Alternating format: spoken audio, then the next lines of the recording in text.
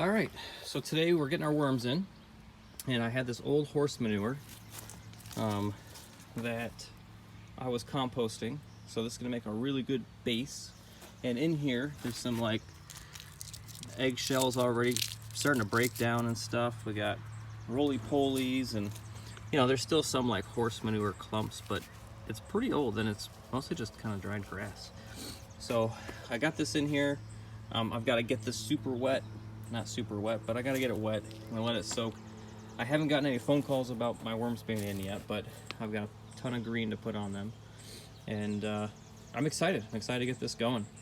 This whole thing will turn into vermicompost or worm castings, which is like just steroids for your food. And I'm gonna make compost tea out of it and stuff. In the bottom there's some wood chips and stuff, but I've got my little bucket here. Sorry about that fast phone movement. I've got a little 2-liter one, because what I found is that for every 16 ounces, just this bottom line, you can take that concentrate and dilute it with 4 gallons, feed it some molasses, and aerate it for a few hours. I gotta look at the time for aeration, so don't quote me on this. I know nothing.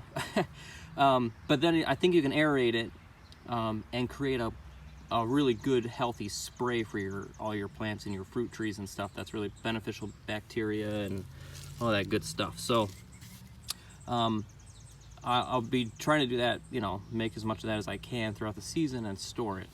But yeah, this is basically just the Geoff Watton method. Sorry, I'm picking up what looks like really good horse manure. I just happen to have horse manure. My neighbor has pig manure, and I've read the studies show that pig manure is best. But of course people will debate about that. So I'm gonna find out, because the first batch I'm doing is gonna be horse manure. And then the next batch I'm gonna be getting all their pig manure, and I'll try that one. So I've got 2,000 red wigglers coming today, so I'll give an update when they get here. This is in the chicken coop, and I will be covering this. I might have to cut that off. It was kind of cool in there, I just left it, but I might have to take that off.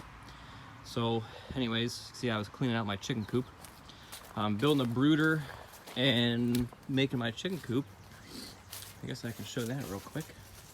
So I'm gonna build the brooder from, where's my finger, wall to wall, which should give, this is a big space. So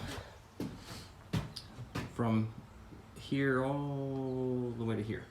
So it's about 2 feet wide by 5 or 6 feet in width. I think I could probably get like 20, 25 chicks in there, no problem, maybe even more. And then the chicken coop, I've got to raise up the plastic and stuff, but is gonna be big. And so I had to clean this all out. Most of this trash was in there, as well as a bunch of other stuff from the previous owner. None of that was ours. So I'm gonna use that straw bale there as bedding, and as well as wood chips. So this floor will be covered in about as much straw as I can get to begin with, and then a layer, an inch or 2 of wood chips as well. I'm trying to save most of my wood chips for composting. You can see my wood chip pile over there. It's getting a little smaller, so but I'll use it, I'll pray for it, and we'll get more. It's just the way it works. Praise God. Anyways, I will check in later when the worms are in. So, see ya. So I filled up these and poured all this in there, and our drain's working.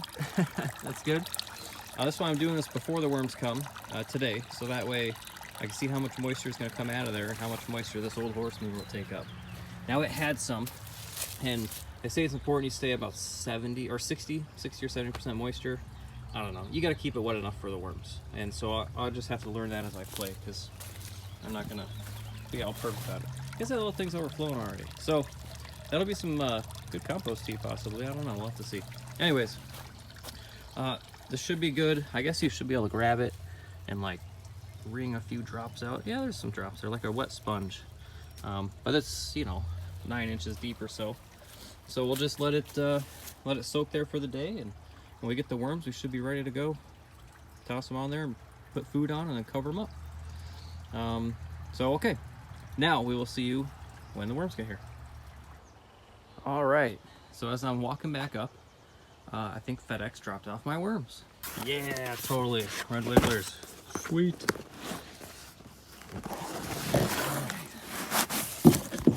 So, Jim's Worm Farm. Let's see here, this feels squishy like worms maybe.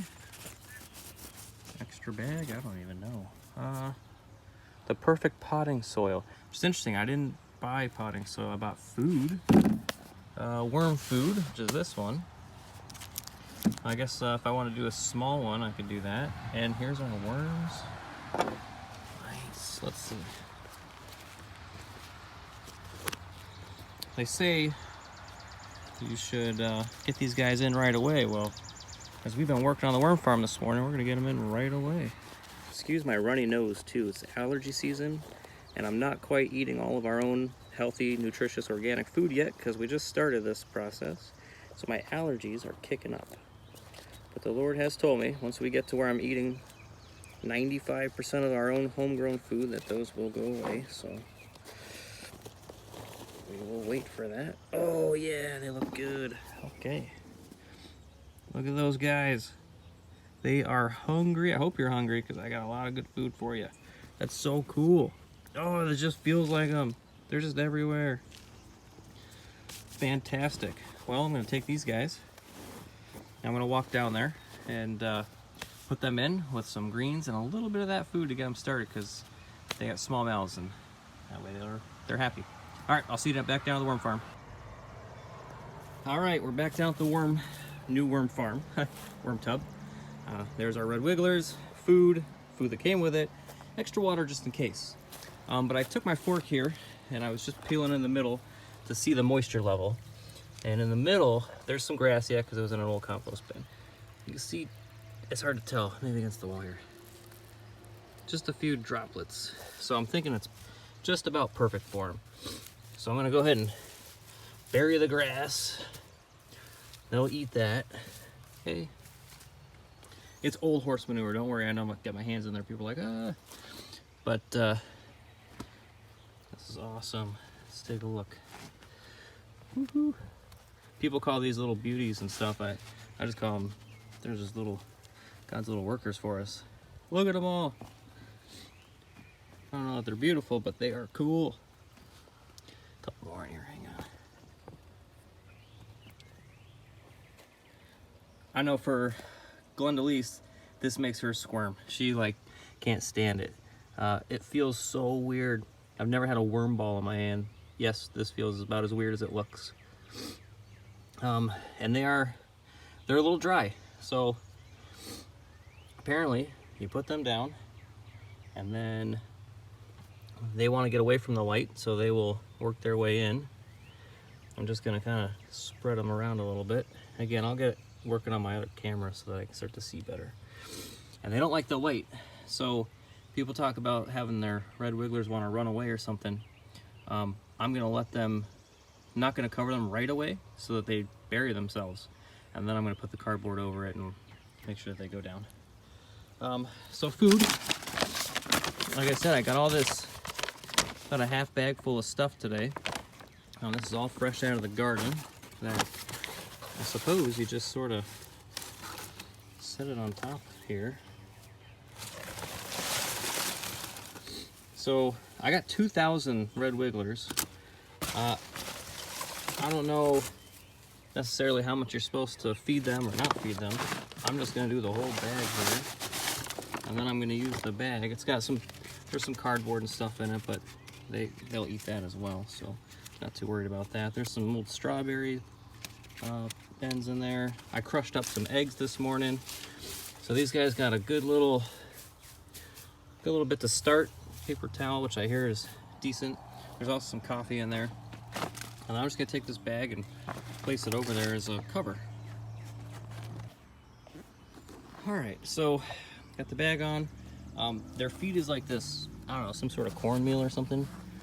So, oh, I don't want to lose that. Don't fall on me. Okay, I'm gonna take about a handful and just kind of sprinkle that over on top of this food here. And I'm just doing it on the one side for now. That way, you know, that's probably good for a few days, and then I can just come out and start adding stuff back this way over the months. So about 90 days, this should be broken down. Now this stuff is already kind of broken down, so I can't wait to see what worms can do to this. I don't know what that is. Onion. Worms don't like onion peels or anything in the onion family, or citrus. So, you know, I was just throwing everything that's organic in my compost pile. So there is a little bit of that in there, but I've been trying to peel it out. Anyways, we'll cover it. I'll get the shade cloth on, as well as the, I got 2 layers of shade cloth, and this bad boy will be good to go. So I will do a little video of it finalized and covered and all set, but I'm really excited about this. This is like gold for your garden. I mean, I know it's cliche, black gold, but man, worm castings is the way to go. I fed my garden with bought worm castings, and I can't wait to see what my own worm castings do. So, all right, we'll see you in a minute. Okay, so I've got some cardboard laid over it. There's 2 layers actually. So this one, the paper bag where I want them to eat, and they'll eat the paper bag later as they come up. And then over here I've got, you know, another layer of cardboard on it. Actually, I meant to do this. So that's nice and covered. And then my shade cloth on top. I actually just was able to do 2 layers, and just used a little piece of wood here and screwed it in on the one side, so that all I have to do is kind of pull it over and it hides the bathtub. It's a temporary fix. Now this gives me like 3 layers of this. 1, 2, yeah, maybe even 4 layers. So that might be too much. I'll have to see. It'll either be too warm or keep things nice and dark for them and they'll be happier. It does get morning sun right here. That's what you're seeing. And if I find that this doesn't work well, I will move it into where my part of my chicken run is going to be, in here, where I can keep it out of the weather. All this stuff's got to be cleaned out here during this next weekend, but I could put it right here. That way it doesn't get any sun. It wouldn't get any extra rain, which I want rain in there. Rainwater is supposed to be really good for them. But we'll see. We'll see how it goes. It does get good morning sun right there, so we'll have to play it by ear. Anyways, hopefully all that cardboard is enough. Paper, cardboard, 2 layers, and 4 layers of shade cloth. So I'm excited. We got worms going finally. Get our vermicompost. I did take some of that initial tea. I didn't dilute it or anything. I just want to see, you know, they say some of it has beneficial bacteria and some of it doesn't. So I'm all about experimenting. So from this tomato, 2, 3, 4, and 5, and all this stuff here, and 1 flower, I watered it directly onto them. Just that brown water stuff. And I also did 4 eggplant, these first 4 here, with it. So we will monitor how they're growing, whether just the stuff without vermicompost, just the liquid water, putting it through the aged horse manure that's been over in that bin. I don't know if I can zoom in over there. Oh, I can see. So it's been in there since November. So it's nice and aged. If that liquid water is good for them. If it is, awesome. If not, it's a bummer. And I have extra tomatoes actually right there, and more at the house that I can just kind of replant if I need to. So anyways, worm farm is in. We are stoked. God bless you all. Until the next time.